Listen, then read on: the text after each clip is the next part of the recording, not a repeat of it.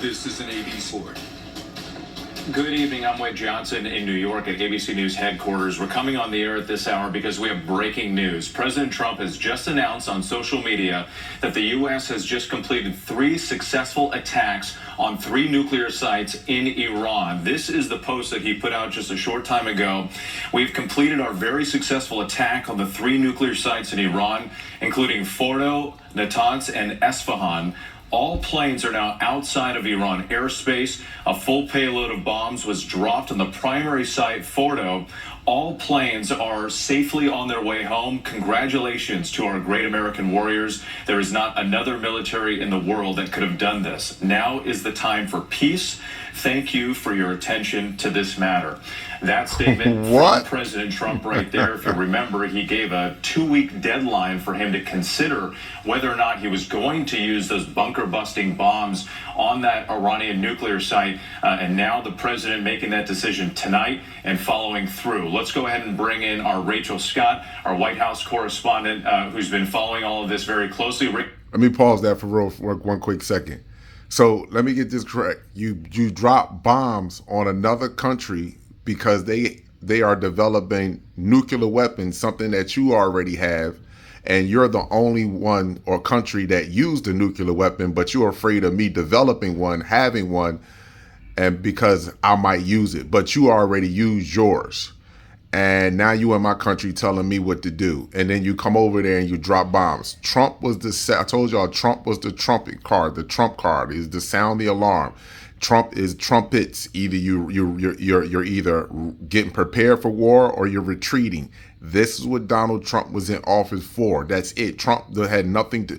Trump has no power. There's no power. They just need as many American people behind Trump. That's it. Trump had to get the patriots behind him. Those down for America by any cause, by any means necessary. That's who's behind Trump. And these people, even though they may not want to go to war, but they will go to war for Trump.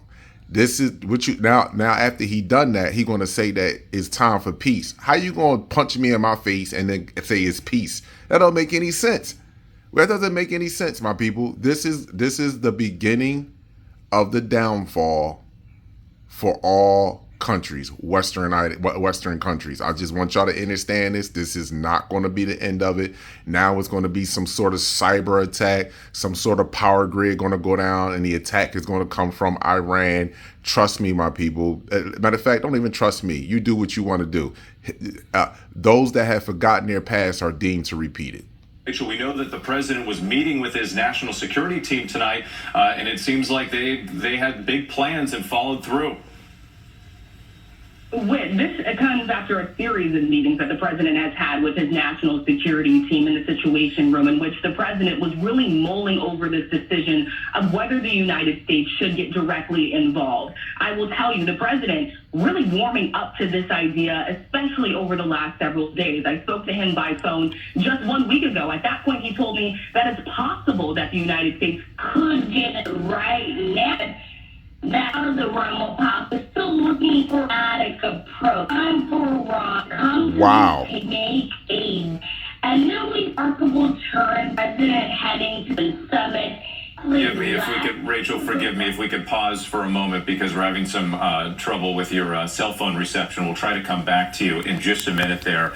I'm being told that we do have someone else on the phone with us. Molly, could you repeat that?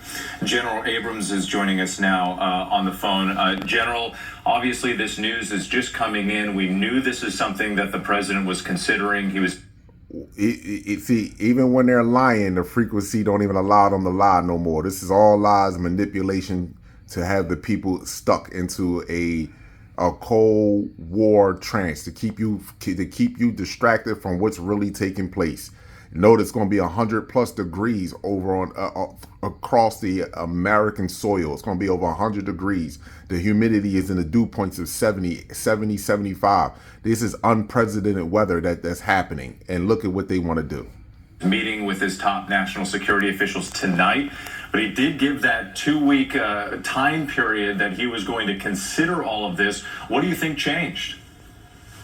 Well, with it, I think, first off, I think the president preserved all options. And by putting a 2-week timeline on, he probably intentionally gave the Iranians sort of a feel that they had time to sort of gather themselves and gather their defense, which really provided an opportunity for our Air Force crews, our air crews, to have the element of surprise. And so they were able to get in and get out, as reported by the president, safely, which we're all very thankful for. And we're going to have to wait a couple of days to see how much success they had.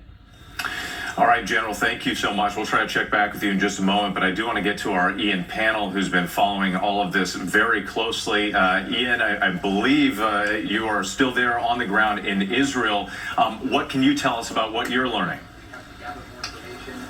Yeah, this is a major event. I mean, we have been speaking to Israeli officials over the last few days, and they were certainly making it clear to us that this 2-week window that had been set up by President Trump was unrealistic. One official said to me, without agreeing to be quoted, they felt that it was going to be much quicker than that. Remember, they have hit a number of facilities across Iran. It's now 10 days since the first bombs were dropped by Israel on Iran.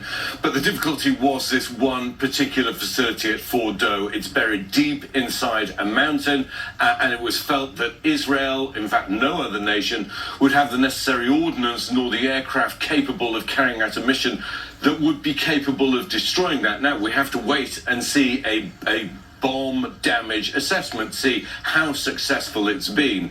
Nevertheless, we were reporting and we're hearing that U.S. stealth bombers have been moved closer to the area, to Diego Garcia, which is it's owned by Mauritius. It's got a British base there, and that has been the base in the Indian Ocean that would allow American bombers to be within much closer striking distance to Iran. And as the president has said, it looks like the U.S. bombers have taken place. So as we were reporting again, it was the likely the B-2 stealth bombers, which is the only bomber in the world that's capable of carrying these MOPs, these massive ordnance projectiles, these very heavy bombs. But what makes them specific is they're able to dig into the ground. In other words, they don't explode the second they touch the ground.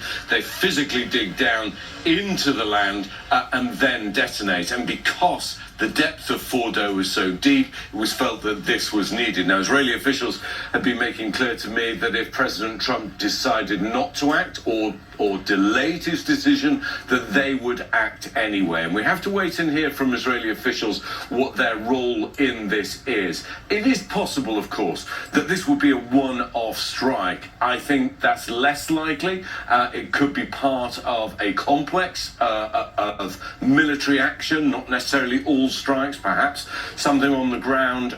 There've been intelligence gathering about this facility. I mean, Israeli officials have been telling us that they're very upbeat, that they feel they've been enormously successful so far. They've already set back Iran's nuclear energy production. Of course, the Israelis in particular, and certainly President Trump, were concerned that their production of highly enriched uranium had got to this point, to 60% of production, that it could very easily then be transferred into weapons-grade uranium. And that was something that the International Atomic Energy Agency, an independent UN agency, had said was the situation, that Iran had basically doubled its production of this material, and Israel had seen that as an existential threat, that having dealt with the other so-called enemies in the neighborhood, dealt with Hamas, dealt with Hezbollah in Lebanon, in Syria, you've had a change of regime, that it was actually Iran was the one remaining piece of the puzzle,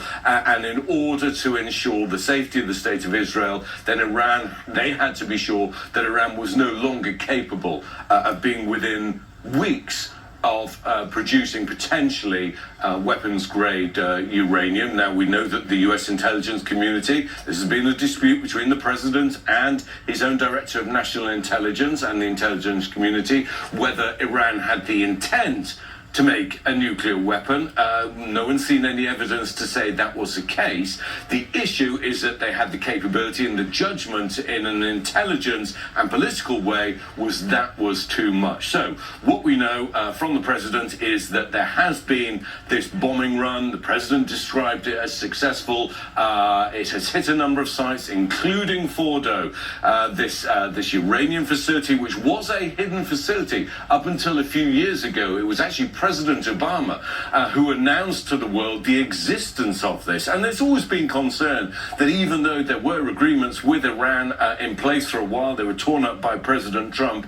The JCPOA, this nuclear treaty, which basically meant that Iran was not supposed to enrich uranium up to a certain amount, and certainly wasn't supposed to use it for nefarious purposes, that actually the reality on the ground was that Iran was not abiding, at least by the spirit, if not by the letter, of this agreement, and that had continued to raise concerns. Israel, for years, has been flagging what the situation is, but I think two things had happened, and I've heard this from Israeli officials. The two strikes that took place by Iran on Israeli soil and by Israel on Iranian soil last year were indicators to Israel that they were seeing things that were of grave concern to them, and that they felt that the window of opportunity was open, and that if they didn't act preemptively, then they could get to the point where it would be too late for them to respond. That's certainly what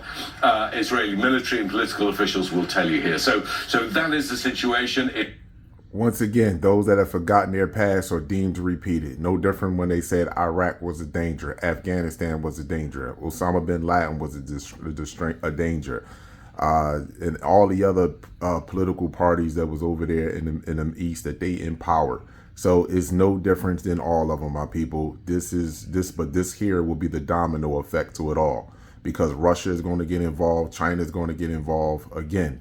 Prepare yourself for the rest of the false flags here in the United States. Abundance and gratitude to you all.